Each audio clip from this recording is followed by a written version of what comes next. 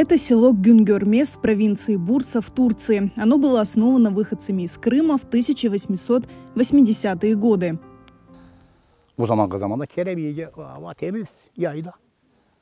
Ormanda da mağlup da var. İyiler biz bir yerde yaşarız. Tutalar Kelebeği'nde. Bizim büyük atamız 5 tane oğlan balası var. Bir de özü 6. Aytılganlarını anlatamazsak. Bir kişi de yandan ala. 7 kişi. 7 kişi oldu mu koy kura ya. 7 kişi bu ola o zaman bir koy kuramında. Село назвали Güngörmes, буквально с солнца не увидишь, и с этим именем связана легенда. Bir yere Kegen'de ağaçlık, bir yerlerde nasıl ağaçlar var idi, öyle köy işlerinde. Şimdi de ağaçlar var idi, şimdi erişmiyorlar. Ağaçların adegince güneş görünmüyor. Жители Güngörmes – это потомки тех, кто эмигрировал из Крыма в Румынию, а затем в Турцию. Они рассказывают, в селе всегда были суровые снежные зимы. Kar düştü mü, 3-4 ay kar yağar. İklimlerden mesela, o eskiden iklimler bundaydı. Ama gitgide bu doğal gazlar, cereyanlar, şey etkende azaldı. Местные жители эту особенность климата раньше умело использовали.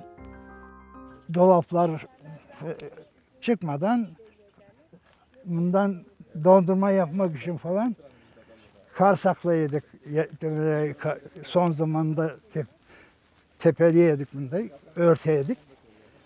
Kış havadan şey yapamız, satamız. Живущие здесь сегодня мало что слышали от родителей и даже бабушек и дедушек об исторической родине, только знают, что их корни из Крыма. А раньше здесь даже отмечались традиционные крымско-татарские праздники. Benim deyim 15 yaşına kadar devam etti diyebilirim sana. Kızılaz bayramı oldu mu? Köyde herkes kümüsü ulak keser, kümüsü kuzu keser. Yoğun bir cemaat toplaşır. Şöyle bizim mezarlığımız vardır. Mezarlığımızda da bir adam var. Zaten ilkbahara denk geliyor ya. Kızılaz. Orada herkes ne yapsa getirir, ortağa koyar. Sıfıra otururuz. Ondan sonra aşarız içeriz. Hadi kümüsü salıngaç kurar, sallanır. Kümüsü başka türlü oynar. Ama çok sene oldu, bitti. Хлеб женщины до сих пор часто пекут в специальной печи на улице. Ötmek yasaymış. Ötmekini baştan karam suyu yapıyorum. Şeyle, ılık sular falan neyler olsa da mesela. O kabarıyor. Kabardıktan sonra bunun içine koyuyoruz. O ne o? Pinet. Pinet? Pinet. Bu fırını yakamız. Yaktıktan sonra başta fırının içi başlıyor kızarma. Bundan sonra kızardı mı bu pinetler duyuyor ekmek içinde. Ekmek değil mi? Ötmek diyeceğim şimdi alıştı ya değil. Ötmekler dura bunun içinde. Elimize bu bez koyuyoruz bunun üstüne. Yayıyoruz bezi. Öyle olmaz başka. Bezden böyle kaldırın hemen bunun üstüne koyuyorsun. Böyle. Село было бедным, потому что в нем не было работы. Из-за сурового климата сюда никто не хотел переезжать, а девушки выходить в Güngörmes замуж. Местные сажают огороды, хотя в селе и проблемы с водой. Здесь нет школы, поэтому многие, особенно молодежь, переезжают в город.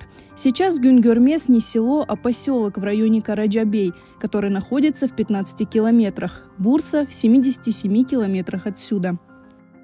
Kırım'dan gelgen Molla Sabit dedem küçük balası burada ev yapa, burada yaşayalar.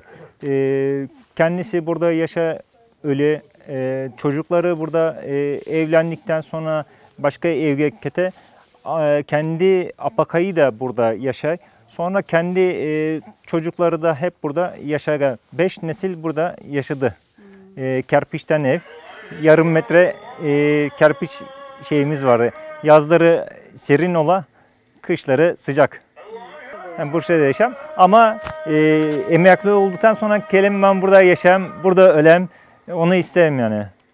Arzu edesin. Evet, onu arzu edeyim. Ben her fırsatta buraya gelem, burada yaşam, burada rahat edeyim.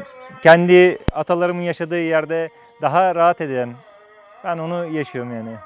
Сейчас в селе около 30 домов, но постоянно проживают здесь всего 8-10 человек. Это в основном старики. Они работают в лесу, но и эта работа в последнее время не приносит достатка.